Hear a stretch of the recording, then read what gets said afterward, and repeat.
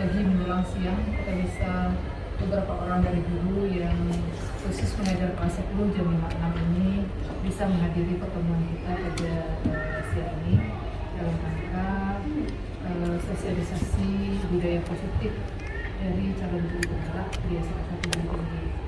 Khususnya salawat dan salam kepada Nabi besar Muhammad SAW, yang terhormat Ibu Kepala Sekolah selaku pembina dalam kegiatan guru penggerak di SMA 1, khususnya kepada narasumber kita yang merupakan guru penggerak yang sedang melaksanakan kegiatan pada tahapan ini, kemudian Bapak Ibu semua yang hadir yang siap menerima sosialisasi praktek budaya positif yang nanti tentu harapannya mampu mengajarkan kepada yang lainnya.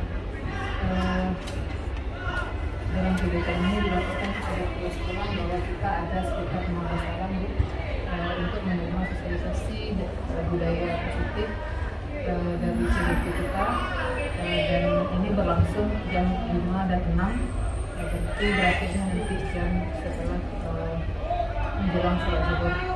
Nah, untuk itu kita mintakan arahan untuk kegiatan kita jam 5.06 ini kepada Ibu Kepala Sekolah, dan langsung saja kepada Ibu disilakan. Bismillahirrahmanirrahim. Assalamualaikum warahmatullahi wabarakatuh. Waalaikumsalam.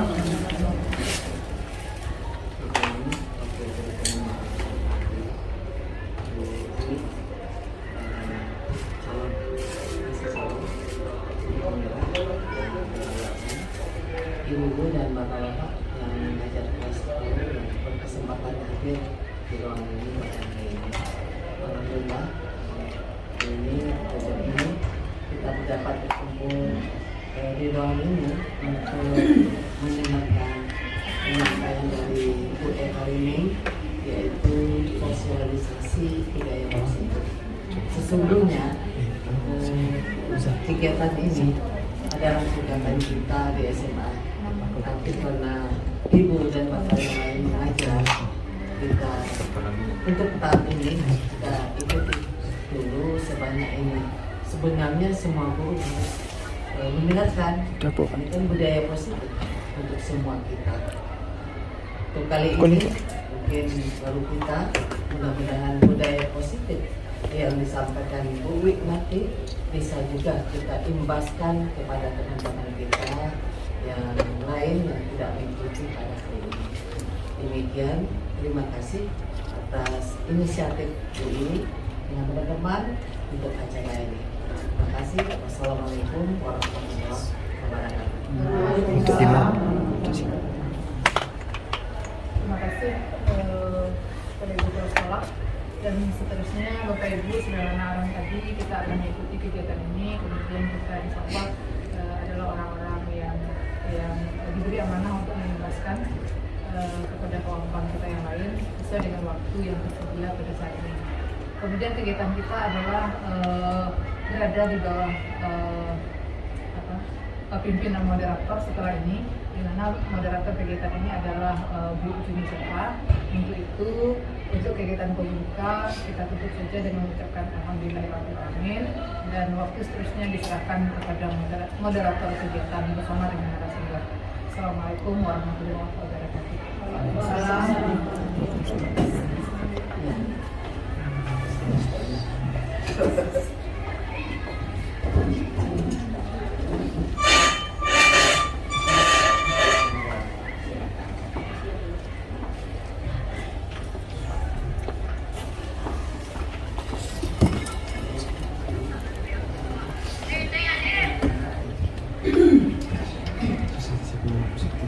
Assalamualaikum warahmatullahi wabarakatuh. Waalaikumsalam. Terkembang salam kepada pembicaraan dulu, jadi manusia. Baiklah Bapak Ibu, terima kasih telah datang dalam acara sosialisasi budaya positif nanti yang akan disosialisasikan oleh Bu Eka ini. Kemudian seperti yang Ibu Sil katakan tadi, mudah-mudahan kita bisa mengimbaskan pada kawan-kawan kita yang belum sempat hadir hari ini. Ini kebetulan kita yang kelas 10 yang project, sehingga hanya 16 orang yang bisa hadir hari ini. Terima kasih. Kemudian harusnya kan kurikulum vitae sebenarnya nggak usah, karena semuanya dah kenal dengan publik, dengan prestasinya, ya, dengan biodata yang lain kita sudah kenal semuanya, mungkin tidak perlu lagi. Kemudian lagi kita harapkan nanti dengan yang akan disosialisasikan oleh Bu Dwi, ini adalah aksi nyata dari guru CGP, ya, calon guru penggerak. Saya juga CGP ya Ibu, calon guru pensiun. Jadi sama-sama CGP. Jadi mudah-mudahan dengan sosialisasi nanti kita juga sekurang-kurangnya untuk diri kita sendiri dulu ya Bu ya. Nah, nanti baru kita imbaskan dengan adanya budaya positif ini. Mudah-mudahan Allah memberkati kita sehingga sekolah kita ini betul-betul menuju ke arah yang lebih baik.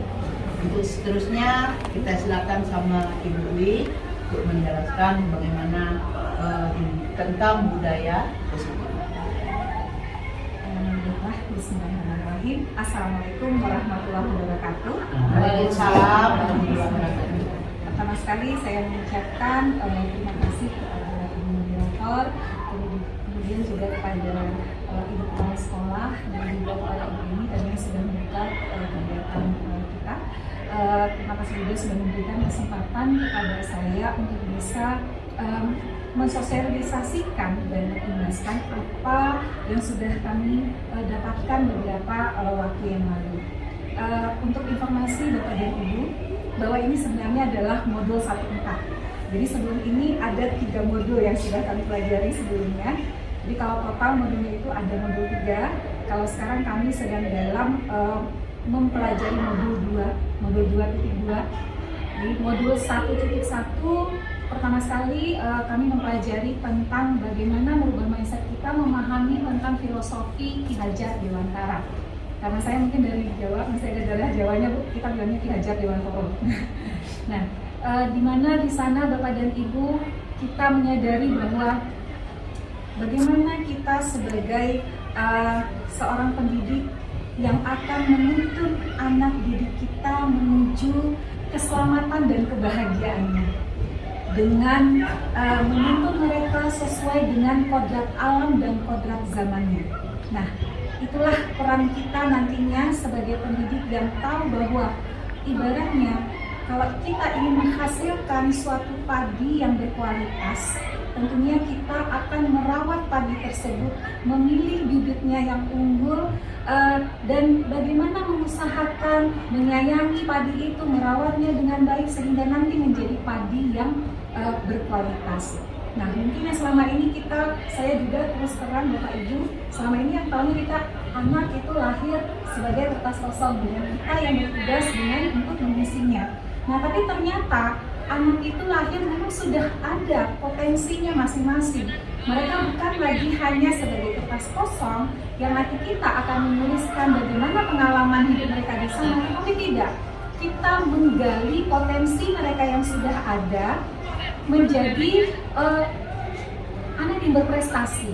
Nah, karena masing-masing anak kita itu mempunyai karakteristik yang berbeda-beda dengan potensi mereka yang sudah ada. Nah, kemudian Bapak dan Ibu, di modul 1.2 kami mempelajari tentang bagaimana nilai dan peran guru penggerak. Nah, salah satunya nilai dan peran guru penggerak itu ya yang seperti saya lakukan sekarang ini, bagaimana bisa mengimbaskannya kepada rekan-rekan sejawat. Dan modul 1.3 mengenai visi dan misi guru penggerak, dan inilah Bapak dan Ibu untuk modul 1.4 yaitu mengenai budaya positif. Nah, untuk 60 menit ke depan bersama-sama kita di sini mencoba untuk mengupas apa itu budaya positif. Bukan berarti saya sebagai narasumbernya tidak, tetapi sebenarnya ini mungkin sudah kita lakukan dalam kehidupan kita sehari-hari, bagaimana kita memperlakukan siswa, bagaimana hubungan kita dengan sesama, tapi kita tinggal menebalkan apa yang sudah pernah kita dapatkan dan kita lakukan. Nah, baiklah Bapak dan Ibu, mohon maaf sebelumnya, mungkin saya berdiri karena sama ya, kita memahami anak dengan berbagai macam karakteristik gaya belajarnya. Kebetulan saya juga karakteristiknya agak kinestetik sedikit. Mohon maaf sebelumnya ya Bapak dan Ibu. Mohon maaf ya Bu. Ini ya. Oke. Baiklah, kita mulai dulu Bapak dan Ibu. Kita santai aja Bu, jangan tegang.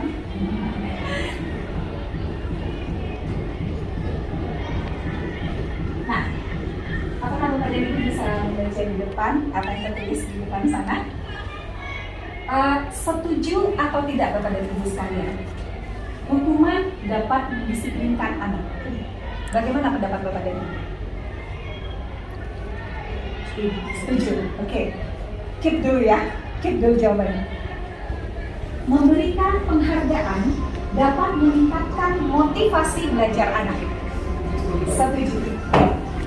Sekarang yang ketiga, pemberian hukuman dengan hal positif seperti membaca atau membersihkan halaman sekolah dapat meningkatkan disiplin siswa. Rata-rata kita setuju dengan pendapat tersebut, ya. Tapi apakah pandangan kita tadi terhadap tiga ini akan tetap setuju atau ada sedikit perubahan setelah kita mendapatkan yang berikut ini? Bukan berubah ya Bu, tapi sedikit berubah. Masalahnya hukumannya seperti apa itu? Nah, gitu dia ya. Kalau sekedar hukuman, karena kalau hukuman kan masih banyak, jangan sampai hukumannya yang berat, tetapi hukuman yang sifatnya hanya mendidik. Jadi hukuman itu masih tanda petik kan? Ya, betul sekali Bu Indah. Hukuman itu masih dalam tanda petik. Tapi apakah hukuman atau hukuman positif kan begitu tadi Bu Indah? Atau ada sesuatu lagi yang lain selain dari itu? Oke. Kita lihat yang berikutnya.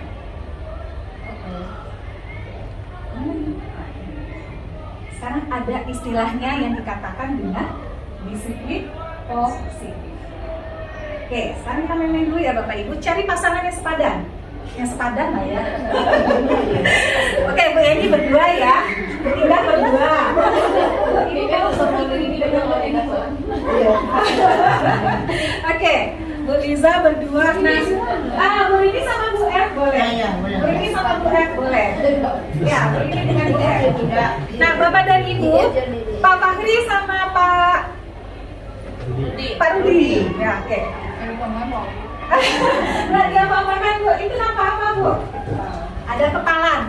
Seperti orang meninju, tapi bukan disuruh meninju ya Bu ya. Oke. Salah satu saya minta mungkin pilih di antara berdua, saya antara Bu Indah sama Bu Radirsa, siapa yang dipilih untuk mengepalkan tangan? Nah, begitu juga Bu Yani, pilih salah satu yang mengepalkan tangan. Nah, Ibu buatkan sesuatu rahasia di secari kertas. Ibu masukkan ke dalam kepalan tangan Ibu tersebut. Terserahlah.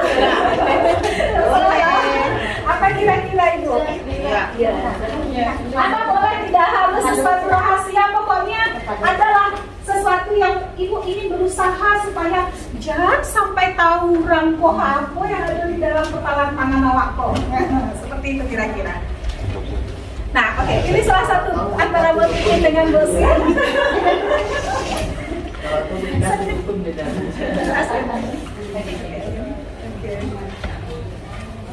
Ya, sedikit aja. Jangan besar-besar Bu, nanti ketahuan bisa diambil sama lawan kita. Kecil aja. Ya Bu Eni, ada Bu Eni. Sedikit aja. Terserah bagaimana. Kalimatnya bebas. Bebas, pokoknya rahasia Ibu lah.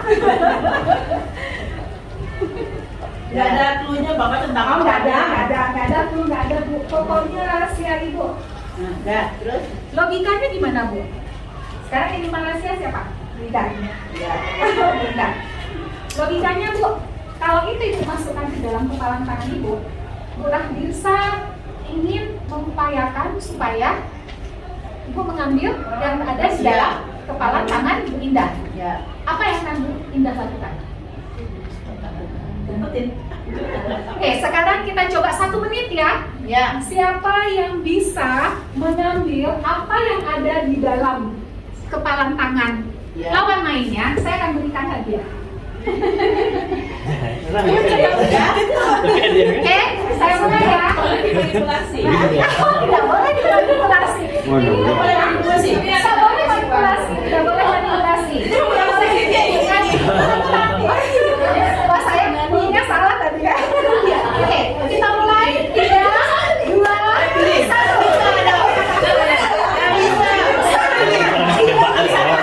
Satu aja, satu. Oke, Ibu nggak usahakan, tidak 1 tangan saja. Oke, 1, 2, 3, silakan. Harus tahu apa itu lakukan. Ya, ambil. Gimana caranya? Oh, pertahankan. Ya, Ibu mempertahankan, mungkin mengusahakan. Ibu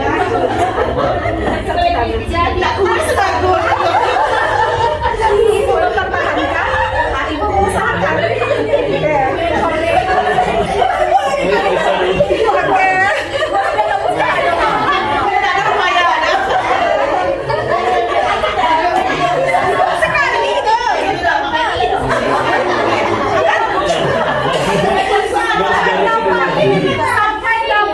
Sampai dapat. Dan bisa.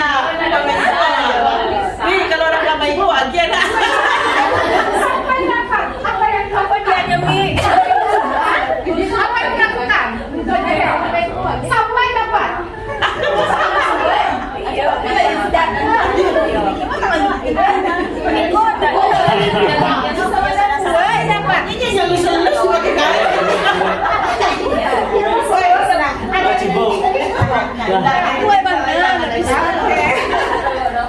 Oke, gimana Bu? Tadi berhasil 1 gol. Ada yang diambil itu.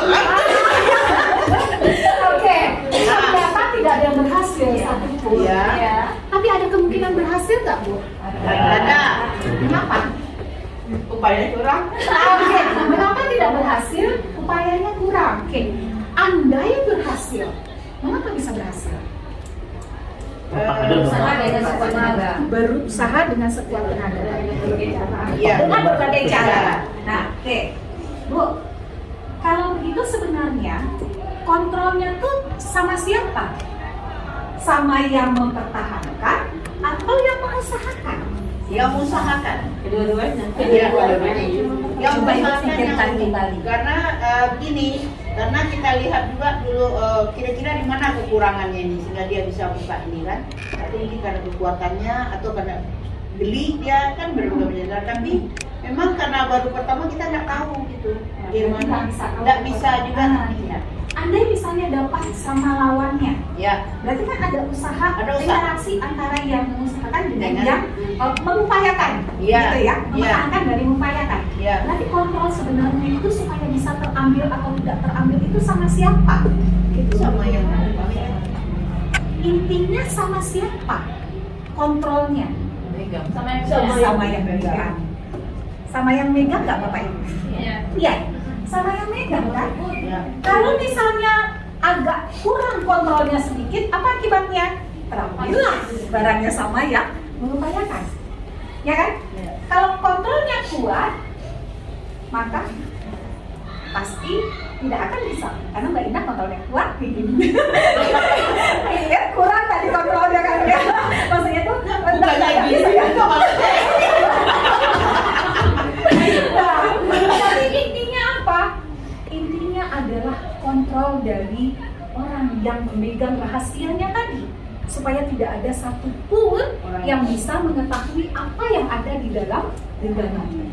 Oke, Bapak dan Ibu, apa sih hubungannya dengan yang akan kita pelajari pada pertemuan kali ini?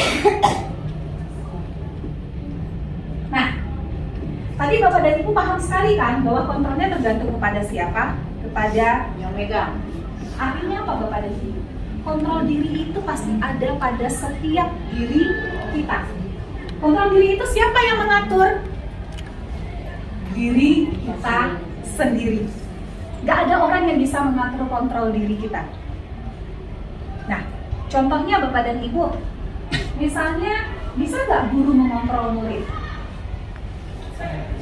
Sangat bisa. Di saat kapan? Di saat murid membiarkan dirinya dikontrol oleh guru. Ada nggak Bapak Ibu yang nggak bisa kontrol murid? Ada masanya. Di saat apa? Di dalam kelas. Ada nggak masanya kita nggak bisa kontrol murid di dalam kelas? Ada. Di saat dia tidak membuka dirinya untuk bisa diatur. Contohnya kayak tadi, ibu karena tidak membiarkan Bu Ir supaya bisa mengambilkan kontrolnya sama ibu, berarti kan nggak bisa. Begitu juga murid.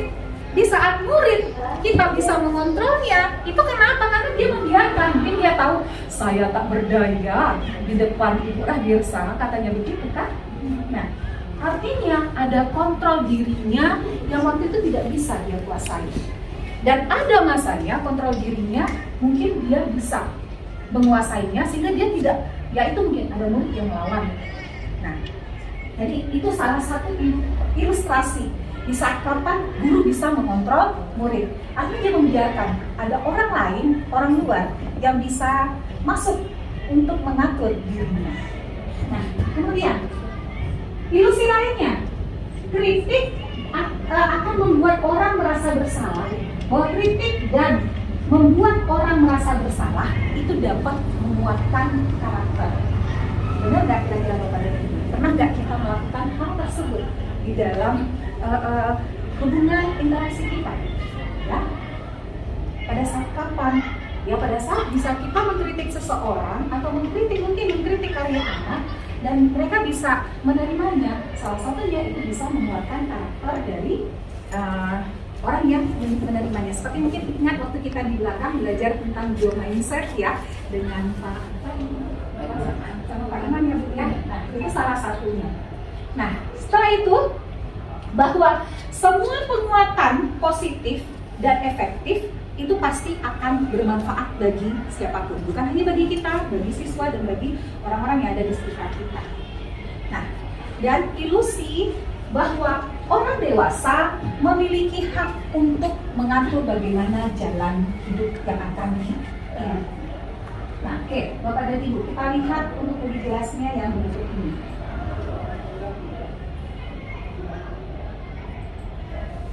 Oke, nah mungkin ada pernah kita lakukan bahwa seperti tadi, di saat anak merasa bersalah, di saat anak melakukan sebuah kesalahan, kemudian kita langsung judge, ya kamu itu salah ini.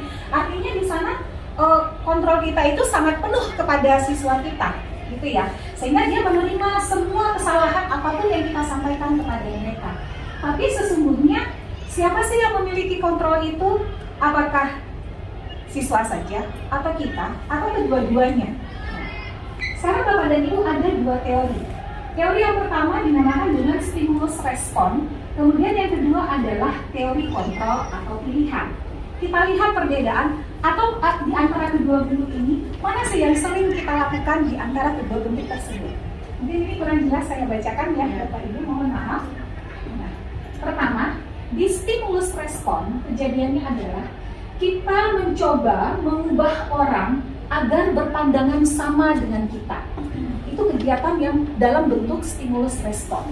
Di teori kontrol, kita berusaha memahami pandangan orang lain tentang dunia.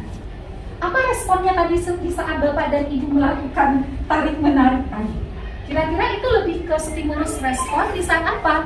Di saat Ir memandang, oh ya, indah. Responnya, Indah megang kemari, Ir megang kemari, sama-sama megang-megang. Gitu, Indah galak-galak saja, tak bisa gitu, Indah gitu kan. Nah, kenapa? Karena Bu Ir memandang, oh ya kita sama-sama ingin mempertahankan, satu lagi mengambil. Nah, tetapi di teori kontrol, Bu Indah memandangnya seperti apa? Bu Indah memandangnya memahami pandangan orang lain tentang dunia. Artinya ya bukan hanya kita kan, itu sudut pandang kita tuh bukan hanya berdasarkan ya karena saya tidak begini maka mengapa orang lain seperti itu gitu kan. Nah itu mungkin salah satunya. Yang kedua, di stimulus respon, perilaku buruk dilihat sebagai suatu kesalahan. Perilaku buruk dilihat sebagai suatu kesalahan, aksi reaksi gitu ya. Nah di teori kontrol, semua perilaku memiliki memiliki tujuan. Loh, kok bisa begitu? Orang dulu kan pasti ada tujuannya. Tapi kita lihat dulu, apa sebenarnya yang terjadi di balik itu. Kan kita nggak tahu, itu baru sesuatu yang terjadi, nggak tahu nanti bakalan seperti apa gitu sebenarnya tujuan dia melakukan itu. Mungkin Bapak Ibu ingat cerita Robin Hood? Iya. Ya, Robin Hood ya. Nah, kemudian di stimulus respon, orang lain bisa mengontrol saya. Di teori dilihat, hanya saya yang bisa mengontrol diri saya sendiri. Di stimulus respon, saya bisa mengontrol orang lain. Tapi di teori kontrol, tidak ada yang bisa mengatur selain diri saya sendiri. Kelima, pemaksaan ada pada saat bujukan gagal. Itu kalau di stimulus respon. Ya, Bu. Ada paksaan di saat bujukan gagal. Ini sering kita terjadi ya, apalagi saya sendiri, saya akui kadang-kadang sama anak kandung kita juga. Ya kalau misalnya nggak bisa dibujuk, kita selesai. Nah itu kalau di stimulus respon. Sedangkan di teori kontrol, kolaborasi dan konsensus menciptakan pilihan-pilihan baru. Ada sudut pandang berbeda terletak di sana. Nah, di stimulus respon, model berpikir menang atau kalah. Tadi kita lebih banyak ke sana kan Bapak Ibu? Saya menang, saya kalah. Nah, tapi di teori kontrol, yang kita pikirkan adalah menang dan menang. Nah, kira-kira mana yang akan lebih banyak kita aplikasikan supaya terjadi suatu kenyamanan? Kontrol. Teori kontrol. Tunggu dulu, Ibu. Mari kita lanjutkan berikutnya. Next.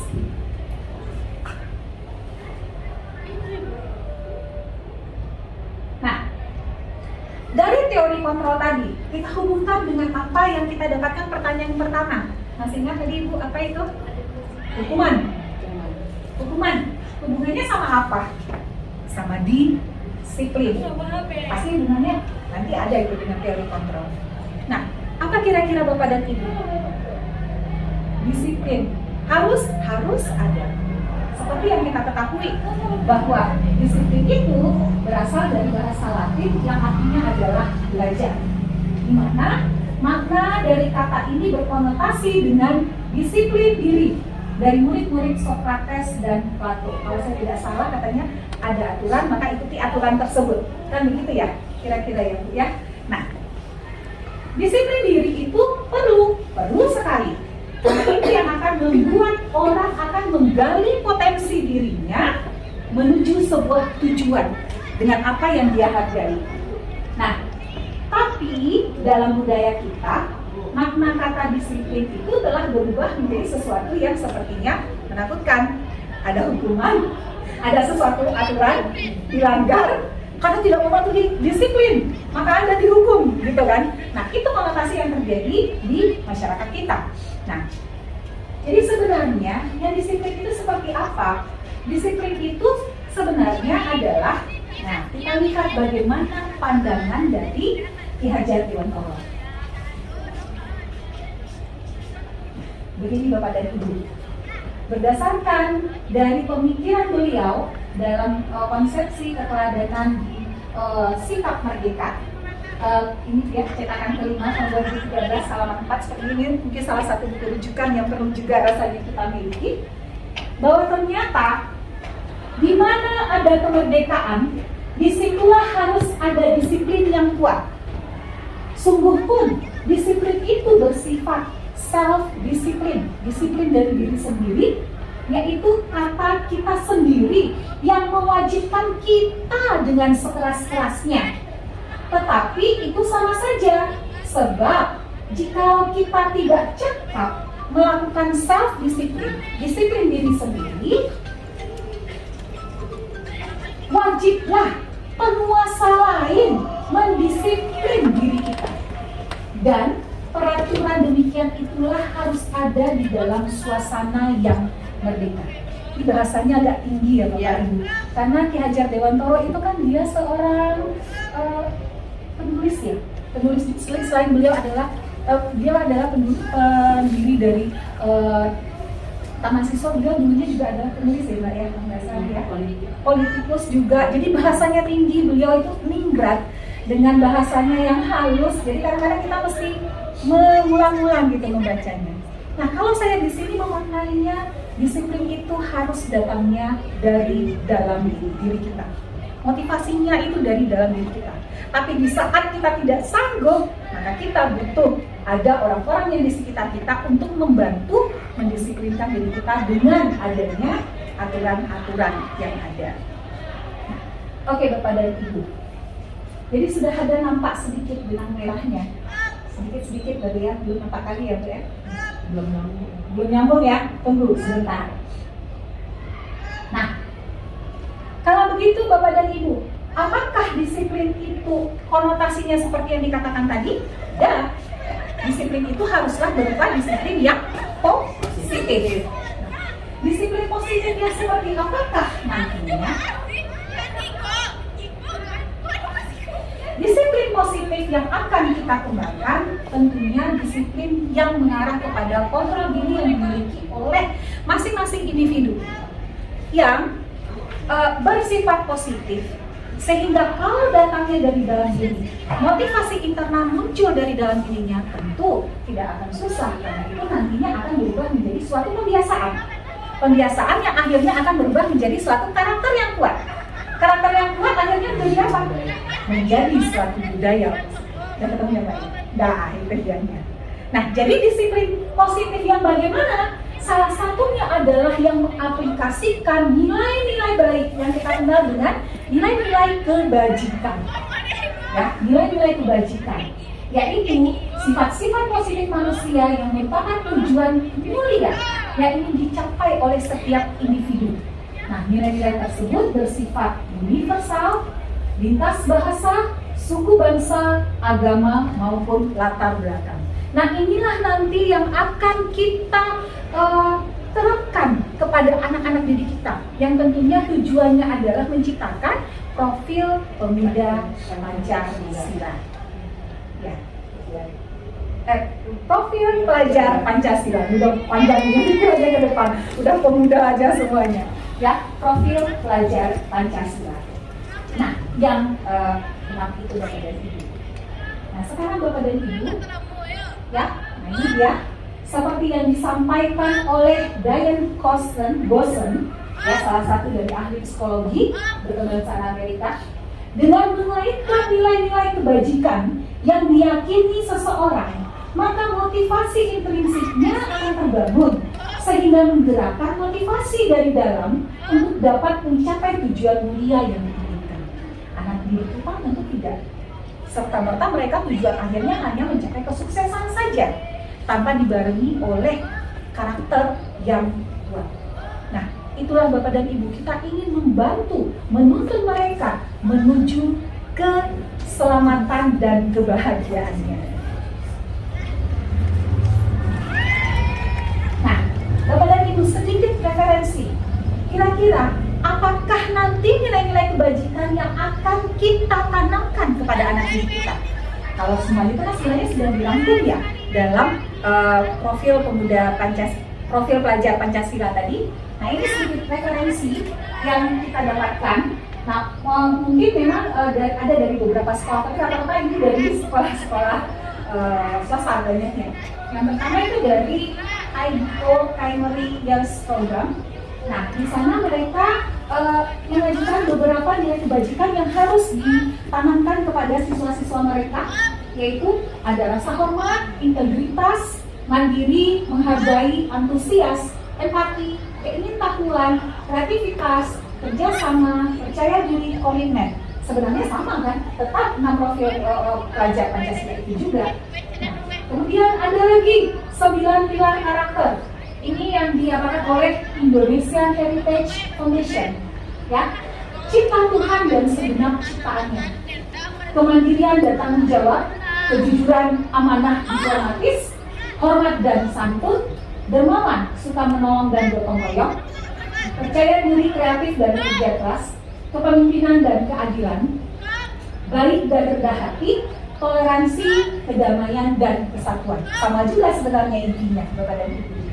Nah, kita lihat lagi yang lainnya. Ini dari petunjuk seumur hidup dan keterampilan hidup. Ya. Jadi dia bagi ada keterampilan hidup nantinya. Kemudian ada lagi lifelong guidelines-nya. Nah, untuk keterampilan hidup dapat dipercaya, lurus hati, pendengar yang aktif, tidak merendahkan orang lain, memberikan yang terbaik dari dirinya. Petunjuk hidup peduli, penalaran, bekerja sama, keberanian, keingintahuan, usaha, fleksibilitas atau keluasan, berorganisasi, kesabaran, keteguhan hati, kehormatan, memiliki rasa humor, berinisiatif, integritas, pemecahan masalah, sumber pengetahuan, tanggung jawab, persahabatan. Nah, ini dari The Seven Essential Virtues, ya.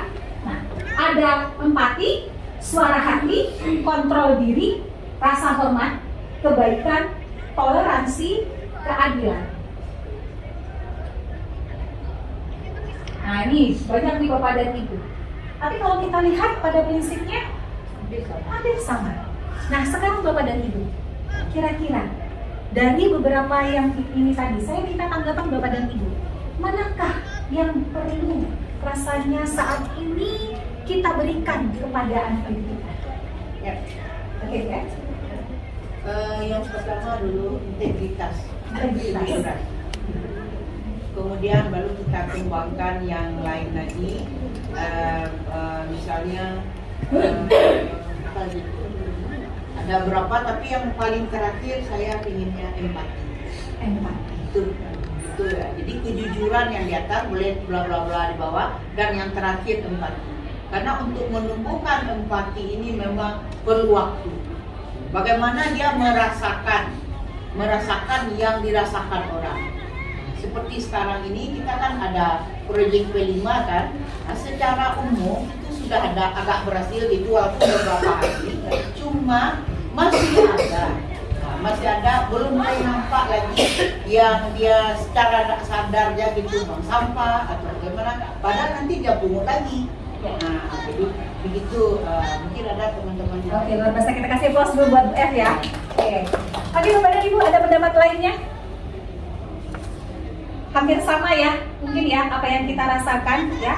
Memang itulah bukan hanya dirasakan oleh kita, tapi hampir semuanya merasakan memang sudah mulai terkikis. Jadi ibaratnya bukan hilang Bapak dan Ibu, tapi apa yang akan kita lakukan?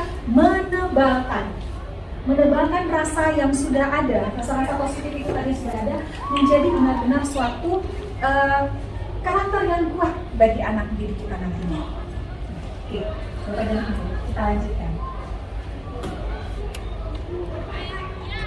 Nah, Bapak dan Ibu sekalian, untuk melakukan itu tentunya tidak begitu mudah.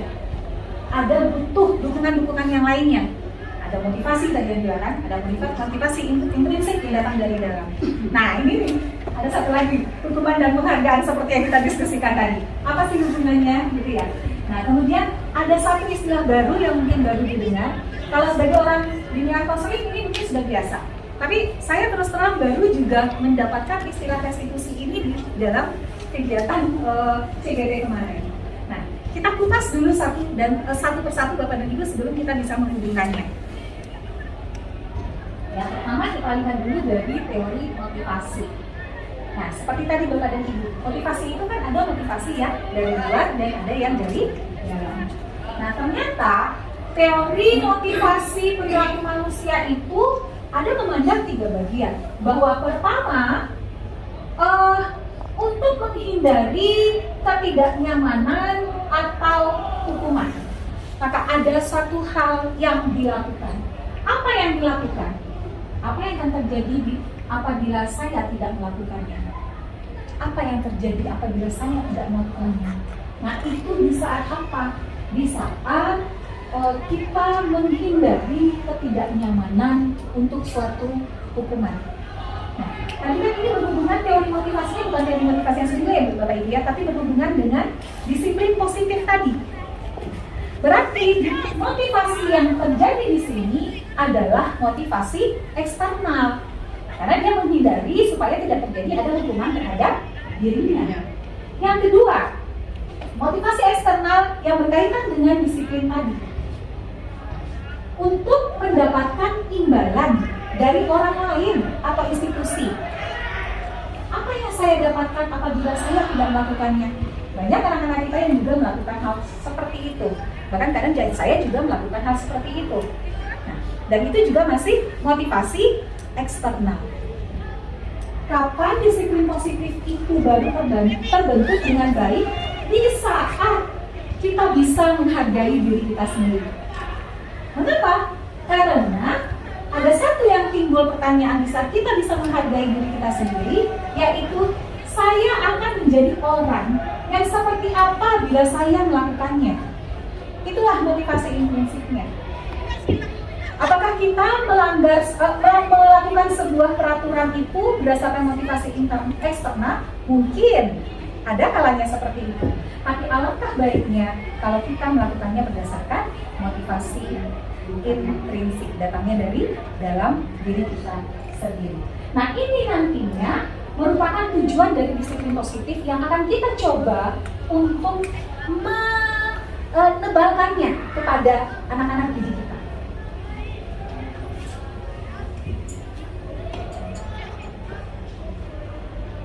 Nah, Bapak dan Ibu, tadi perlukah ada hukuman? Masih jadi pertanyaan kita. Ada disiplin, kita udah tahu disiplin itu ternyata ada motivasi untuk melakukannya. Ada motivasi eksternal, ada motivasi internal berdasarkan teori motivasi perilaku tadi. Nah, kemudian seperti apa sih yang motivasi eksternal dan internalnya itu kalau kita terapkan? Nah, kemudian apakah hukuman itu perlu semuanya? Atau ada nggak selain dari kata-kata hukuman? Ternyata Bapak dan Ibu ada istilah hukuman, ada istilah konsekuensi. Nah, kira-kira Bapak dan Ibu paham antara hubungan hukuman dengan konsekuensi? Apa kira-kira Bapak, Ibu untuk hukuman itu? Ada hukuman, ada konsekuensi. Apakah sama atau berbeda? Tidak. Beda. Apa bedanya, Bu? Kalau hukuman itu dia tidak berbuat, dia akan berbuat. Ini hukuman jelas kan. Tapi kalau konsekuensi lebih ringan maknanya daripada hukuman. Jadi kalau dia berbuat, nah konsekuensinya ini nanti. Nah, jadi lebih ringan itu. Cuma dari segi apa tuh? Nah, dari segi bahasanya. Hukuman, jadi konsekuensi itu akhir dari hukuman. Jadi efek dari hukuman. Kita jawab dulu nih ya Bu, hukuman atau konsekuensi sebelum kita jelaskan apa itu hukuman, apa itu konsekuensi. Ya. Sekarang Bapak Ibu jawab ya, ini hukuman atau konsekuensi? Mencatat 100 kali di dalam buku kalimat, saya tidak akan terlambat lagi karena terlambat ke sekolah. Ya. Hukuman. Ya. Lari mengelilingi lapangan basket 2 kali karena terlambat hadir di sekolah. Hukuman. Ya. Murid diminta untuk push up 15 kali karena tidak menggunakan masker ke sekolah. Hukuman. Ya. Mengganti kertas tugas teman yang telah dicoret-coret. Konsekuensi. Membersihkan tumpahan air di meja tulis karena tersenggol pada saat belajar. Konsekuensi. Murid disuruh untuk mengenakan sepatu seharian di sekolah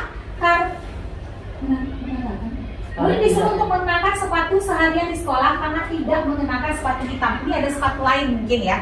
Sepatu lain yang disediakan oleh sekolah. Jadi agak berbeda dia sepatunya dengan temannya.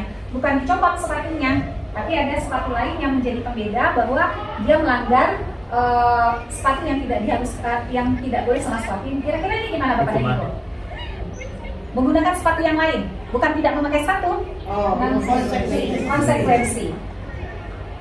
lari mengelilingi lapangan basket 2 kali karena terlambat 10 menit untuk pelajaran PJOK. Konsekuensi. Karena Tadi pelajaran sama-sama lari, ya, tapi aku ditanya di atas sama yang di bawah mata pelajarannya berkaitan dengan mata pelajarannya. Karena itu konsekuensi yang sudah dibuat oleh guru berkaitan dengan papelnya. Tapi kalau di atas mengapa menjadi hukuman? Tidak ada hubungan sama sekali. Seperti itu. Kita lihat apa sih pembandingnya. Nah, seperti ini Ibu. Hukuman sesuatu yang menyakitkan harus terjadi. Ada rasa sakit nggak setelah kita menerima hukuman? Iya, iya, ada. Ada rasa sakitnya. Ada. Di konsekuensi dia harus terjadi tanpa ada merasakan rasa sakit. Contohnya tadi anak-anak mungkin sakit ya kan nanti karena dia terlambat sunyi, tapi di pelajaran PJOK dia nggak bisa ngapa-ngapain. Nah, dia mungkin mencoret-coret kertas temannya. Kalau dimarahi di depan ini kemudian ini mungkin dia rasa sakit, tapi di saat dia harus mengganti kertas temannya tadi tidak ada timbul rasa sakit karena itu konsekuensi dia sudah mencoret kertas temannya dan harus mengganti kertas tersebut. Kemudian Bapak dan Ibu, di saat membuat anak sakit fisik maupun hati untuk jangka waktu yang lama itu adalah suatu hukuman. Tapi membuat anak merasa tidak nyaman dalam jangka waktu yang pendek itu adalah konsekuensi. Kita tidak menyuruh anak mencopot sepatunya, nyeker, enggak. Tapi ngapain?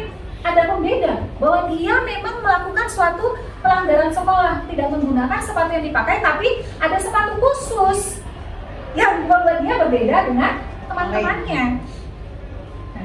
Masalahnya gini, kalau contohnya tadi, Ya. sepatu yang lain, justru anak-anak bukannya merasa dia kena sanksi atau merasa kena apa tadi? Ya. Konsekuensi. Anak-anak itu menjadi suatu kebanggaan, jadi Ya. lain nilai nanti jadinya. Oke, itu Ya. di saat awal. Tapi di saat itu sudah menjadi suatu pembiasaan dan budaya positif yang sudah terbentuk dalam satu komunitas, itu bukan lagi menjadi suatu hal yang akan dibanggakannya. Awal-awal pasti kita akan merasakan yang seperti itu. Bahkan kalau anak Ya. sekolah ingin beda. Iya, betul Ibu. Iya, Tapi ada sanksi juga jadinya. Iya, betul. Itu pasti akan kita alami di Iya. saat awal. Tapi yakinlah, di saat kita semua komunitas yang semua individu yang berada di dalam komunitas itu sudah berkomitmen. Tapi nanti ini panjang lagi, ada lagi keyakinan yang akan kita bicarakan. Nah, maka itu bisa kita tegakkan. Bukan lagi hukuman, tapi membuat sebuah konsekuensi. Kemudian, di hukuman, anak membenci kedisiplinan. Tapi di konsekuensi, anak akan menghargai disiplin. Semuanya butuh waktu, Ibu. Semuanya butuh waktu. Tidak semudah membalikan telapak tangan. Dan belum tentu kita juga bisa melaksanakannya secara langsung. Tapi pasti setahap demi tahap kita akan bisa mencapai ke sana. Kemudian, mendorong anak menyakiti diri sendiri, itu hukuman. Mendorong anak agar mudah menyesuaikan diri, itu konsekuensi. Konsep diri yang buruk, itu hukuman. Konsep diri yang baik, itu adalah konsekuensi. Anak belajar untuk memberikan kesalahan, itu adalah hukuman. Anak belajar untuk mematuhi peraturan, itu konsekuensi. Marah, rasa bersalah, dipermalukan, merasa tak dihargai, itu adalah hukuman.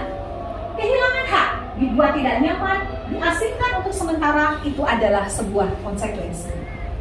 Nah, Bapak dan Ibu, kira-kira mana yang akan kita lakukan? Kalau kondisinya seperti ini, untuk menuju keselamatan dan kebahagiaan anak didik kita. Konsekuensi. Konsekuensi. Dan harus benar dan kasar.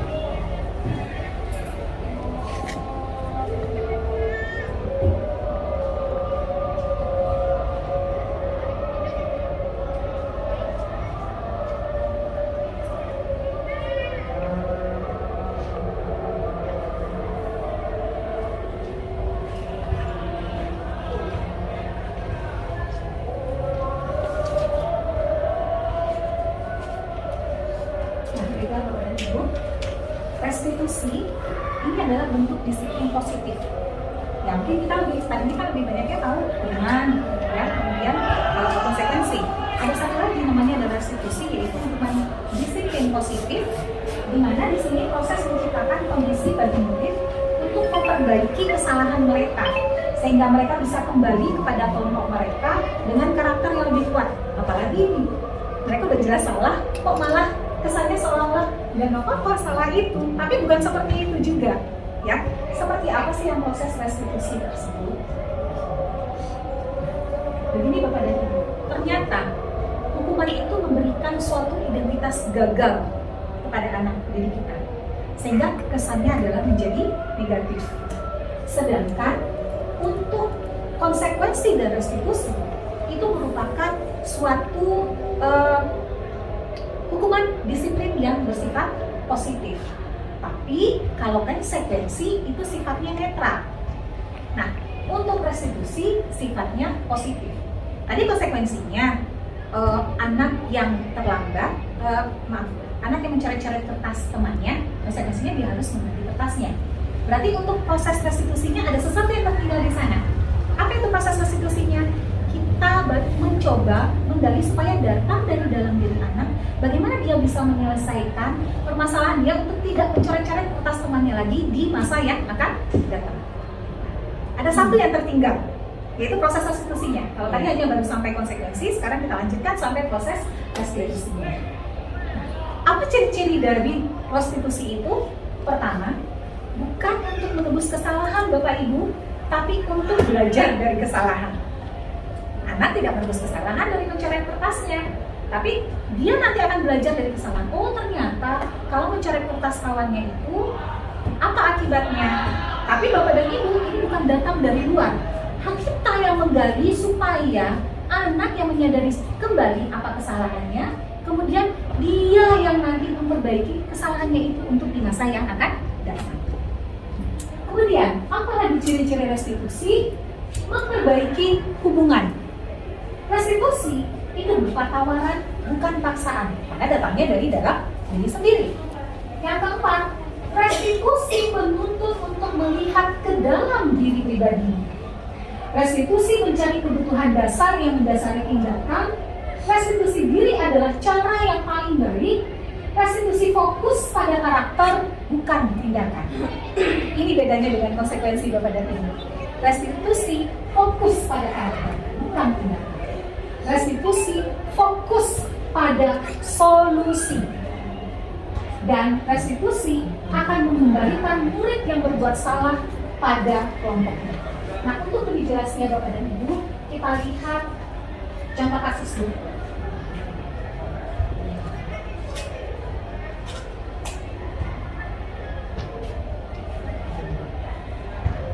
Nah, kita lihat Bapak dan Ibu ya. Nah,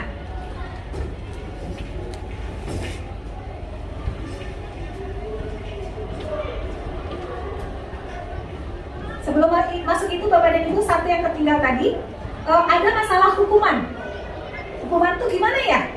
Ternyata ada satu, saya juga baru mendapatkan ini. Hukuman itu sebenarnya sama Bapak dan Ibu dengan penghargaan. Bingung nggak Bapak Ibu? Kok bisa ya hukuman sama dengan penghargaan? Akibatnya apa? Karena saya mengatakan hukuman sama dengan penghargaan, akibatnya nanti kita akan dihukum oleh penghargaan. Kita dihukum oleh penghargaan. Apa itu? Ya, ternyata penghargaan itu berlaku sama dengan hukuman. Dalam arti meminta atau membujuk seseorang melakukan sesuatu untuk memenuhi suatu tujuan tertentu dari orang yang meminta atau membujuk. Sifatnya masih dorongan eksternal dan ada faktor ketergantungan. Beberapa dampak dari pemberian penghargaan. Kalau hukuman kan tadi udah jelas sama kita, datangnya dari luar. Ternyata penghargaan itu juga akan menimbulkan motivasi ekstrinsik, bukan intrinsik terhadap prestasi atau apapun itu. Nah, begini, berdasarkan hasil penelitian yang terbaru, ini tahun 2004 tadi Bapak dan Ibu ya. Ternyata penghargaan itu berpengaruh terhadap jangka pendek dan jangka panjang. Penghargaan itu menghukum. Penghargaan itu mengurangi ketepatan. Penghargaan tidak efektif. Penghargaan merusak hubungan. Seperti apa? Ternyata penghargaan itu efeknya untuk motivasi hanya untuk jangka pendek saja. Ada, mungkin Bapak dan Ibu bisa perhatikan juga, ada beberapa dari anak kita, kalau tidak diberikan penghargaan, mungkin dia terlalu sering dikasih penghargaan, itu dikasih reward di saat dia berhasil melakukan sesuatu, di saat tidak dikasih reward lagi, apa akibatnya? Motivasinya akan menjadi turun. Nah itu, jadi tidak berefeknya kepada jangka panjang. Nah, jadi harus menyikapi juga kita dalam memberikan reward. Kemudian, penghargaan itu akan menghukum. Terbebani tidak orang yang selalu diberikan penghargaan? Pasti dia akan terbebani, akan menghukum bagi dirinya juga menghukum bagi orang, bagi ini dia merasa tidak nyaman mungkin dengan adanya penghargaan tersebut, karena belum tentu dia juga bisa selalu melakukan yang terbaik. Nah, penghargaan mengurangi ketepatan. Ternyata Bapak dan Ibu ada satu penelitian yang mengatakan bahwa ada satu kelompok yang selalu diberikan penghargaan. Ada kelompok lain yang tidak diberikan penghargaan. Waktu berjalan, ya, kelompok yang diberikan penghargaan ini, mereka sudah mulai tidak selalu menunjukkan hasil kerja yang bagus, bahkan mengurangi ketepatan dari apa yang distandarkan oleh lembaga tersebut. Tapi untuk kelompok yang belum pernah mendapatkan penghargaan, mereka berusaha sekuat mungkin supaya bisa menjadi maksimal, supaya dia hasil kerjanya bagus, sehingga tepat sasaran dengan sesuai yang diminta. Nah, artinya apa? Penghargaan tidak akan selalu menimbulkan sesuatu yang positif, bahkan ternyata juga bisa mengurangi dari ketepatan. Nah, kemudian penghargaan itu juga bisa merusak hubungan. Mungkin ada beberapa anak yang akhirnya merasa minder, mungkin itu juga salah satu. Nah, ada kita lagi ranking itu ya. Nah, karena gak nyaman juga mungkin yang tidak mendapatkan juara disebutkan nanti rankingnya, karena dulu waktu kita sekolah masih ingat ya Bapak Ibu ya. Nah, jadi itu bisa juga merusak hubungan. Nah, kemudian penghargaan bisa juga menurunkan kualitas. Penghargaan mematikan kreativitas. Di saat mungkin satu kelompok yang merasa belum pernah diberikan penghargaan, dia selalu mengupgrade dirinya supaya dia bisa meningkatkan kualitas. Akibatnya apa? Mereka bisa bersaing. Mungkin saja yang tidak pernah mendapatkan penghargaan ini, akibatnya dia akan mengupgrade dirinya menjauhi dari kapasitas yang kelompok yang selalu diberikan penghargaan. Dan penghargaan itu juga bisa mengurangi motivasi intrinsik, motivasi dari dalam diri. Berarti apa kesimpulannya?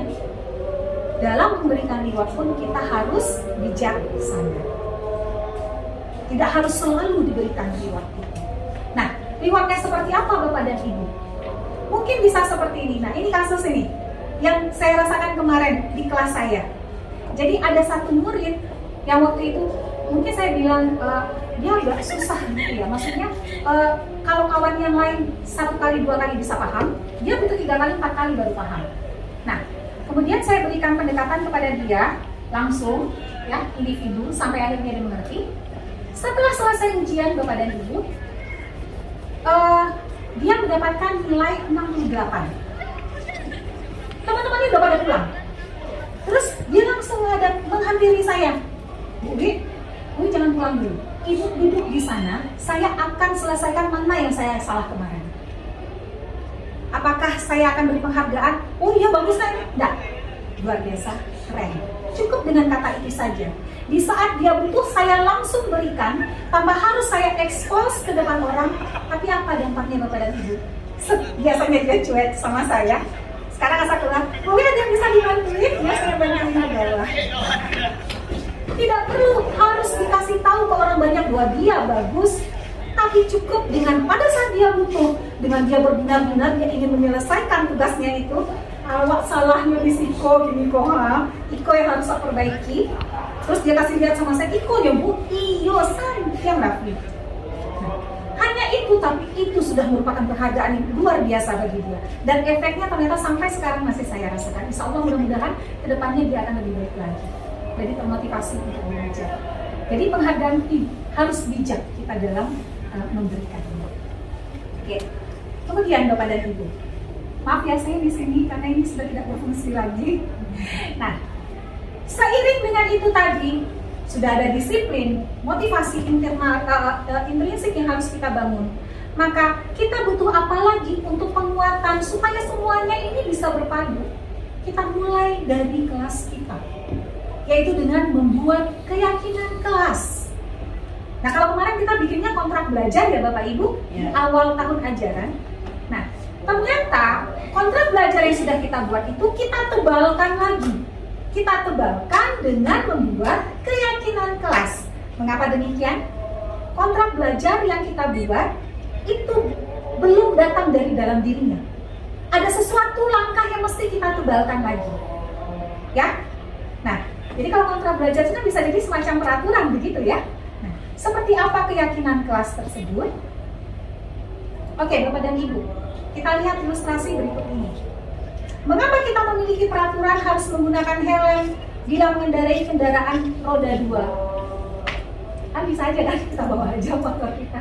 Kalau peraturannya kan kontraknya kita sama Pak Pol, kamu tidak bawa helm, kamu saya tilang, kan begitu.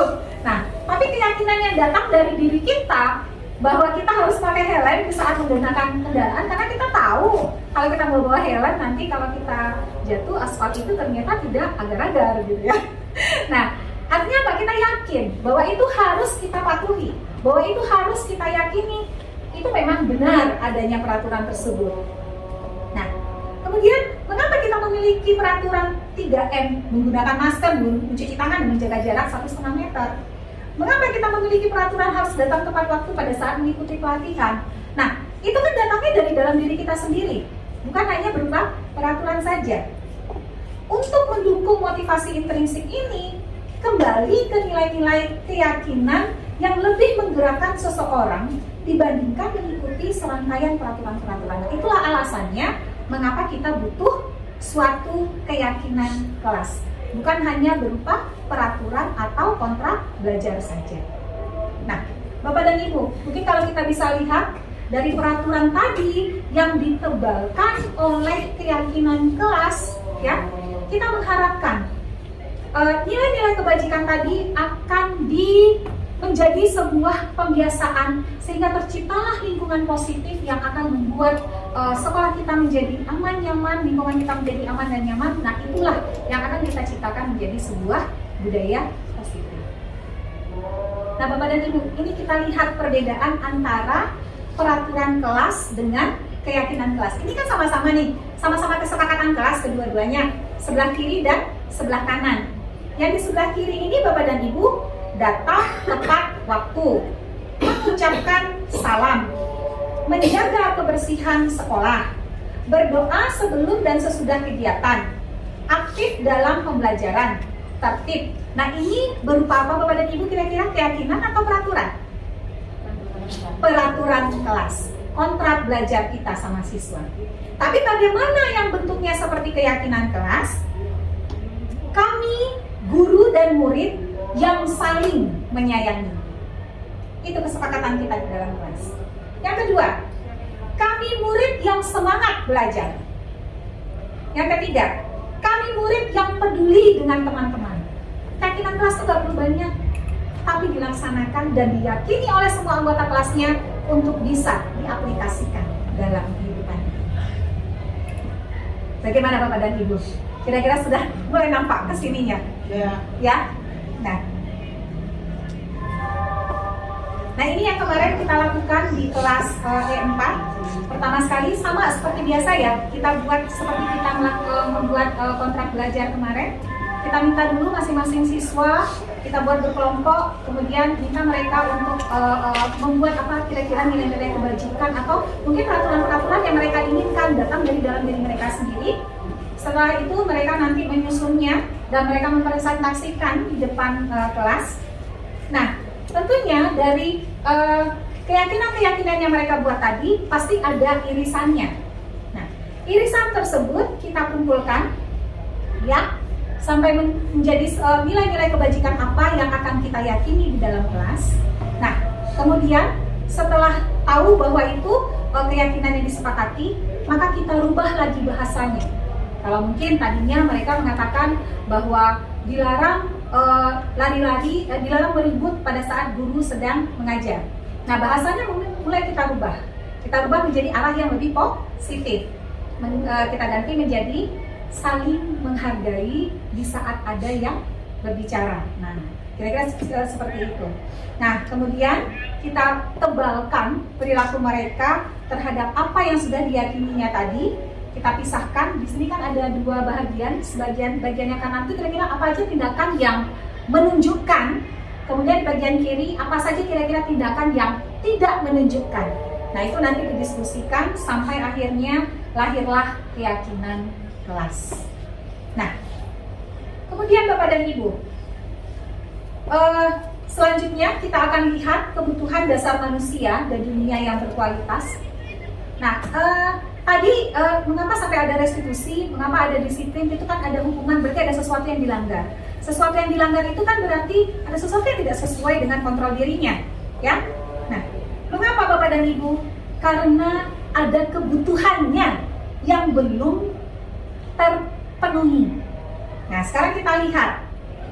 Ada Ibu Ambar, guru wali kelas 2A di S2 SD. Dia sedang bingung menghadapi ulah salah satu murid di kelasnya. Beberapa anak di kelas 2A telah datang padanya dan mengeluhkan Doni yang sering meminta bekal makan siang mereka dengan paksa. Jika Anda menghadapi situasi seperti Ibu Ambar, apa yang akan Anda lakukan? Menurut Anda, kira-kira apa alasan Doni melakukan hal itu? Apa kira-kira yang akan Ibu lakukan? Yang pertama, mempelajari latar belakang si Doni. Ya. Kenapa dia berbuat seperti itu? Ya. Apakah memang dia turunan anakku? Ya. Atau bisa saja dia sok-sokan, Ya. sombong gitu kan? Ya. Ini sama temannya. Pokoknya semuanya kita gali dulu tentang si Doni. Artinya si Doni melakukan sesuatu itu ada Ada sebab. tujuannya, ada sebabnya. Ya. Sebabnya kenapa, Ibu? Karena ada kebutuhannya yang tidak terpenuhi. Kebutuhan apakah itu? Kebutuhan dasar manusia. Kita melakukan satu kesalahan itu karena ada kebutuhan dasar kita yang tidak kita penuhi. Mengapa? Karena semua yang kita lakukan pasti ada tujuannya. Ya. Nah, apa saja kebutuhan dasar kita, Bapak dan Ibu? Ada 5.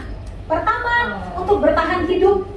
Yang kedua, kebutuhan untuk penguasaan. Pasti semua kita punya itu, anak pun punya itu. Nah, kemudian kebutuhan kita ingin memiliki, dikasih sayangi, diterima, menyayangi. Yang keempat, kebutuhan kesenangan. Yang kelima, kebutuhan kebebasan. Berarti seperti kata Bu F tadi, apa kira-kira kebutuhannya yang tidak terpenuhi? Pasti ada. Apakah itu mungkin kurang kasih sayang? Siapa tahu dia ingin mendapat perhatian dari Bu Ambar. Karena di rumah mungkin dia kurang kasih sayang. Butuh, ingin diakui oleh teman-temannya. Mungkin dia siap kena ejek, kan kita kan nggak tahu dasarnya apa. Mungkin habis kena ejek sama kawannya, lu cemen lu. Mungkin untuk menunjukkan bahwa dia berkuasa, dipalanya kawannya. Mungkin saja. Jadi kita harus pahami di saat anak punya masalah, apa sih sebenarnya kebutuhan dasar yang belum terpenuhi olehnya. Karena dia pasti ada tujuan dari melakukan hal tersebut. Nah, berarti Bapak dan Ibu, kalau semua kebutuhan itu sudah terpenuhi, maka kita akan berada di dalam dunia yang berkualitas dalam versi kita. Kalau semua kelimanya itu sudah terpenuhi. Nah, seperti apa Bapak dan Ibu? Mungkin Bapak dan Ibu bisa menjadikan itu pertanyaan bagi Bapak dan Ibu sekalian. Ya, siapa orang-orang yang paling penting dalam hidup saya? Nilai-nilai kebajikan apa yang terpenting dalam hidup saya? Coba kita tanyakan kepada diri kita. Kalau Anda menjadi orang yang ideal, karakter atau sifat apa yang Anda paling inginkan pada diri Anda? Apa pencapaian Anda yang akan Anda sangat banggakan? Atau apa pekerjaan ideal bagi diri Anda? Nah, Bapak dan Ibu, apakah kita sudah berada di dalam itu? Enggak kan Bapak dan Ibu? Ya, masih ada pencapaian-pencapaian yang ingin kita dapatkan untuk mendapatkan dunia berkualitas kita. Begitu juga bagi anak murid kita, bagi anak-anak didik kita, bagi kawan-kawan kita, bagi rekan-rekan guru, bagi relasi kita. bagi persahabatan kita, apakah semuanya sudah berada di dalam lingkungan dunia berkualitas kita? Nah, untuk mencapai itu, apa yang kita butuhkan Bapak dan Ibu? Tentunya ada suatu hubungan yang hangat, yang indah. Kalau saya bilang sama anak-anak, serasa berada di sorga, gitu ya. Walaupun kita nggak pernah nyobain bahasa hidup di sorga ya. Nah, itu adalah bagaimana proses pembentukan budaya positif. Nah, ini Bapak dan Ibu. Untuk proses restitusi tadi ada 5, sedikit lagi. Ada 5, yaitu kita dalam menyelesaikan sebuah permasalahan, bagaimana menjadikan posisi kontrol tersebut dalam posisi sebagai, apakah kita itu sebagai penghukum, apakah kita itu sebagai pembuat rasa bersalah, apakah posisi kita itu sebagai teman, apakah posisi kita itu sebagai pemantau, atau apakah posisi kita sebagai manajer. Nah, ini yang sering tanpa kita sadari itu merupakan suatu masalah bagi itu yang kita lakukan di saat kita melakukan menyelesaikan sebuah masalah. Nah, untuk penghukum dan pembuat rasa bersalah, nah ini adalah sesuatu hal yang negatif efeknya nanti. Nah, sebagai teman dan pemantau itu positif tapi masih netral. Nah, maka apa yang sebaiknya kita lakukan? Posisi yang kita lakukan itu adalah sebagai manajer. Nah, ini Bapak dan Ibu. Salah satu sebagai posisi kontrol, di saat ada anak yang terlambat, maka apa yang dilakukan seorang guru yang menjadi posisi penghukum, ya, pasti dia akan bilang, kamu terlambat lagi, pasti terlambat lagi, selalu datang terlambat. Kapan sih kamu bisa datang tepat waktu? Itu yang dilakukan dalam posisi penghukum. Nah, hasilnya apa? Murid pasti marah, dendam, bisa jadi. Kemudian, kalau dalam pembuat rasa bersalah, dengan nada memelas, Adi, kamu ini bagaimana ya? Kamu kan sudah janji dengan ibu tidak akan terlambat lagi. Kamu kenapa ya senang sekali mengecewakan ibu? Ibu benar-benar kecewa sekali. Nah, hasilnya seperti apa? Murid, iya, dia merasa bersalah. Tapi itu pasti tidak akan bertahan lama. Di dalam posisi sebagai teman, mungkin kita akan menyampaikan, Adi, ayolah, bagaimana sih kamu? Kemarin kamu sudah janji ke bapak bukan? Kenapa terlambat lagi? Sambil tertawa ringan. Ya udah gak apa-apa, duduk dulu sana. Nanti Pak Guru bantu. Kamu ini lemah kan Bapak Ibu posisi kita kalau dalam posisi teman. Oke, masalahnya selesai tapi sebentar. Besok akan ulang lagi. Tidak akan selesai, hanya selesai dalam waktu itu saja. Tapi ada beberapa hal yang mungkin rasanya tidak cocok mungkin kita lakukan. Sebagai posisi pemantau dengan nada suara datar, bahasa tubuh yang formal. Adi, tahukah kamu jam berapa kita mulai? Tahu Pak, kamu terlambat 15 menit. Apa kamu sudah mengerti konsekuensi yang harus dilakukan bila terlambat? Paham Pak, saya harus tinggal di kelas di jam istirahat nanti dan mengerjakan tugas yang tertinggal. Ya benar, nanti pada saat jam istirahat kamu harus tinggal di kelas untuk menyelesaikan tugas yang tertinggal tadi. Saya tunggu. Perasaan murid gimana? Lepas dia dari masalah. Tapi hanya sampai di situ aja Bapak dan Ibu. Gak selesai sampai apa yang kita inginkan. Nah, di dalam posisi manajer, apa yang dilakukan oleh guru? Adi, apakah kamu mengetahui jam berapa sekolah dimulai? Tahu Pak, jam 7. Ya, jadi kamu jangan terlambat. Kira-kira bagaimana kamu akan memperbaiki masalah ini? Saya bisa menanyakan teman saya Pak untuk mengejar tugas yang tertinggal. Baik, itu bisa dilakukan. Apakah besok akan ada masalah untuk kamu agar bisa hadir tepat waktu ke sekolah? Tidak Pak, saya bisa hadir tepat waktu. Baik, saya hargai usaha kamu untuk memperbaiki diri. Nah, ada perbedaannya Bapak dan Ibu di saat dia menjadi proses pemantau dengan menjadi manajer. Ada datang solusi dari dalam diri anak untuk memperbaiki kesalahan. Nah, Bapak dan Ibu, kelima posisi tadi kita yang akan memilih, kita berada di posisi yang mana. Saya yakin Bapak dan Ibu paham mana kira-kira yang akan kita pilih. Nah, untuk menyelesaikan permasalahannya tersebut, disiplin positif, kita coba untuk menyelesaikannya dengan proses restitusi segitiga atau segitiga restitusi. Ini yang terakhir, ya. Di mana setelah menyadari posisi kontrol yang kita miliki, kita selesaikan masalah itu dengan segitiga restitusi, yaitu dengan langkah, ya, ada 3, menstabilkan diri, validasi tindakan yang salah, kemudian menanyakan keyakinan. Nah, apakah ketiga-tiganya harus dilakukan? Mungkin dalam satu kasus hanya 2 saja, tidak ada ketiga-tiganya, dan itu pun tidak harus berurutan. Namun sebaiknya memang ada menstabilkan diri, validasi, dan menanyakan keyakinan. Nah, seperti apa kira-kira untuk menstabilkan identitas yang kita lakukan? Kita mengatakan kepada anak bahwa setiap orang pasti pernah melakukan kesalahan. Iya, nggak apa-apa, setiap orang pernah melakukan kesalahan. Namun kita batasi. Kamu bukan satu-satunya yang pernah melakukan ini. Tapi, nah, di saat untuk validasi tindakannya yang salah, kamu tentunya punya alasan mengapa melakukan itu. Tapi seperti apa sebenarnya yang baiknya? Adakah cara yang lebih efektif untuk mendapatkan apa yang kamu butuhkan? Datang dari anak. Caranya tadi. Dan yang terakhir, tanyakan keyakinannya terhadap apa jawaban permasalahan tadi. Nah, keyakinan kelas apa yang telah kita sepakati? Berarti kamu nanti bisa ya. Kemudian kamu ingin menjadi orang yang seperti apa? Karena Bapak tahu kamu adalah orang hebat. Kira-kira apa yang akan kamu lakukan setelah ini? Datang dari dalam dirinya untuk menyelesaikan permasalahan tersebut. Bapak dan Ibu, seperti itulah kira-kira apa yang saya sampaikan. Sebenarnya saya ingin menyampaikan satu kasus yang mungkin bisa kasus terakhir. Dalamnya itu sedikit cerita terakhir untuk menebalkan apa yang sudah kita dapatkan hari ini.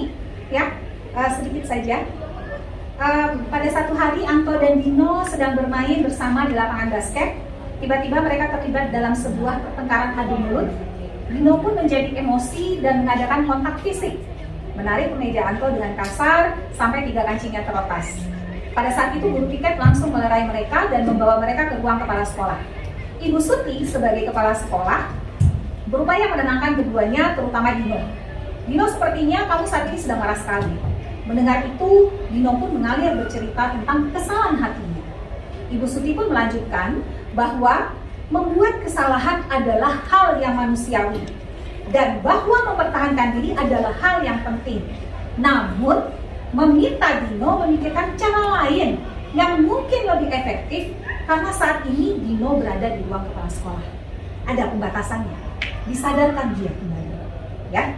Nah, Ibu Suti kemudian melanjutkan bertanya tentang keyakinan sekolah yang sudah disepakati, serta apakah Dino bersedia memperbaiki kesalahan yang telah dilakukannya terhadap Anto. Dino pun akhirnya perlahan mengangguk. Kemudian Ibu Suti berbalik bertanya kepada Anto, hal apa yang bisa dilakukan Dino untuk memperbaiki kesalahannya? Anto menjawab, saya hanya perlu kancing saya diperbaiki, Bu. Ibu saya sangat marah kalau melihat kancing baju saya sampai copot 3 kancing begini. Jadi ternyata masalahnya cuma itu, sampai dia ngamuk gitu sama si Dino. Nah, Ibu Suti pun kembali bertanya kepada Dino, apa yang akan dia lakukan untuk mengganti 3 kancing Anto yang terlepas? Datang solusi bukan dari Ibu Suti. Dino berpikir sejenak, namun menjawab, wah saya tidak tahu, Bu. Saya lem kembali mungkin ya, Bu. Karena dia gak kepikiran gitu ya. Nah, Ibu Suti berpikir sebentar dan menanggapi, kalau dilem akan mudah terlepas kembali, Dino. Bagaimana kalau kamu menjahitkan saja? Bersediakah kamu? Dino tampak ragu-ragu dan menanggapi, menjahit? Mana saya tahu bagaimana menjahit, Ibu? Ibu Suti meneruskan, apakah kamu bersedia belajar menjahit? Dino berpikir sejenak memandang ke meja Anto dan menanggapi, yang mengajari saya siapa, Bu? Dengan cepat Ibu Suti menjawab, Pak Irfan, guru tata busana. Dino kembali diam sejenak, memandang ke meja Anto yang tanpa kancing. Akhirnya Dino mengangguk tanda menyetujui, dan sepanjang siang itu Dino belajar menjahit dan memperbaiki kemeja Anto. Terakhir kali terlihat kedua anak laki-laki tersebut, Dino dan Anto, pada jam pulang sekolah. Mereka sudah bercengkrama dan bersenda gurau kembali. Terselesaikan saya Bapak dan Ibu dengan aman. Fungsi kepala sekolah sebagai manajer, penebalan identitasnya nampak tadi, ya. Bagaimana dia menstabilkan identitasnya, bagaimana dia memvalidasi kesalahan, dan bagaimana dia melakukan segitiga restitusi. Itulah Bapak dan Ibu sedikit apa yang sudah saya dapatkan. Mudah-mudahan sedikit banyaknya bisa sama-sama menginspirasi kita untuk menuju ke depan yang lebih baik. Mohon maaf sebelumnya Bapak dan Ibu jika ada kata-kata yang salah, karena kesalahan itu adalah mutlak milik manusia, kesempurnaan adalah milik Allah. Wabillahi taufiq wal hidayah. Wassalamualaikum warahmatullahi wabarakatuh. Waalaikumsalam warahmatullahi wabarakatuh. Baiklah Bapak Ibu, terima kasih sama Bu I yang sudah panjang lebar sampai memberikan contoh bagaimana budaya positif ini. Mudah-mudahan kedepannya walaupun sebanyak itu mungkin ada beberapa kita, maksudnya ada niat kita untuk mengerjakannya seperti tadi. Yang penting ada niat dulu. Mudah-mudahan dengan niat baik ini terlaksana di sekolah kita ini. Ya, kita applause dulu untuk Bu Wi. Baiklah, untuk sementara kalau seandainya ada pertanyaan yang lain nanti bisa melalui WA saja Ya. atau bisa diskusi langsung. Oh boleh, Boleh juga. Boleh. Langsung aja dengan status, dengan kondisi kita sekolah kita. Ya, ya. Assalamualaikum warahmatullahi Boleh. Terima kasih atas kesempatan yang diberikan. Kita di sekolah ini ada MOU kita dengan anak-anak terkait dengan kita contohkan pintu gerbang kita kunci dan 7-10. Apakah dengan itu anak itu tidak boleh masuk itu merupakan hukuman atau konsekuensi? Terima kasih. Ya, baiklah langsung saja mungkin Bu I. Kalau kita lihat dari masalah hukuman dan konsekuensi tadi, aturan itu sudah disampaikan sebelumnya jauh-jauh hari. Kalau menurut saya itu adalah sebuah konsekuensi. Mengapa? Karena anak masih diperbolehkan lagi masuk setelah pukul setengah delapan. Mereka masih boleh masuk setengah delapan dan kemudian mereka melakukan sebuah suatu kegiatan. Kegiatan itu rasanya juga tidak ada yang berhubungan dengan fisik seperti yang kita lihat tadi. Nah, tapi mungkin jika nanti kita bersama-sama mencoba membuat sebuah keyakinan sekolah yang baru, sama-sama kita mungkin melakukan revisi terhadap peraturan sekolah kita, mungkin itu bisa kita revisi mencari jalan yang lebih baik daripada itu. Ya, berarti itu punya konsekuensi dong, sama aja dengan hukuman. Bisa saja Bu, karena bisa Di sudut pandang. kan dari sudut pandang saya, mengapa itu bukan hukuman? Karena tidak ada sudut pandang sesuai dengan yang Oh ya, oke. Kalau menurut saya itu adalah sebuah konsekuensi. Mengapa saya tidak memandang itu sebagai hukuman? Karena itu sudah diberitahukan jauh-jauh hari. Tapi kalau semua kita sudah ibaratnya sudah terbiasa dengan kondisi itu, ya itu sudah tidak akan ada lagi orang yang datang terlambat. Tapi karena di tempat kita belum ada budaya yang disiplinnya itu mendisiplinkan positifnya, kemudian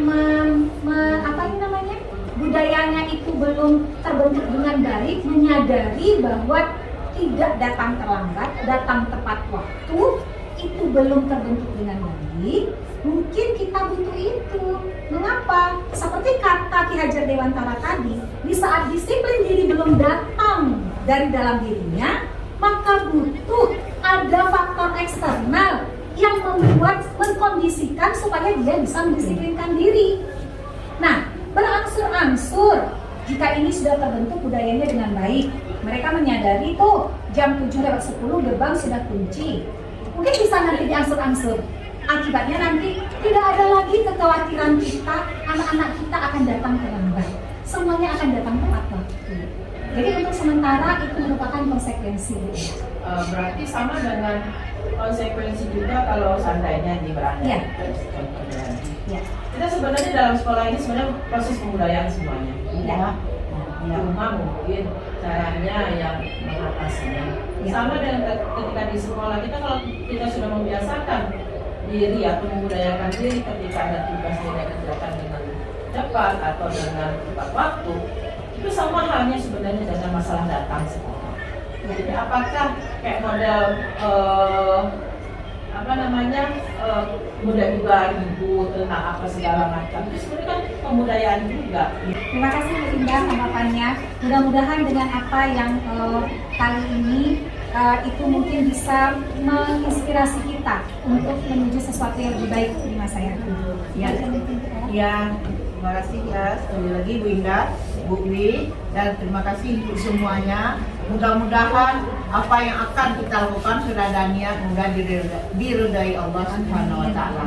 Ya, sampai di sini aja dulu. Mohon maaf atas segala kekurangan. Assalamualaikum warahmatullahi wabarakatuh.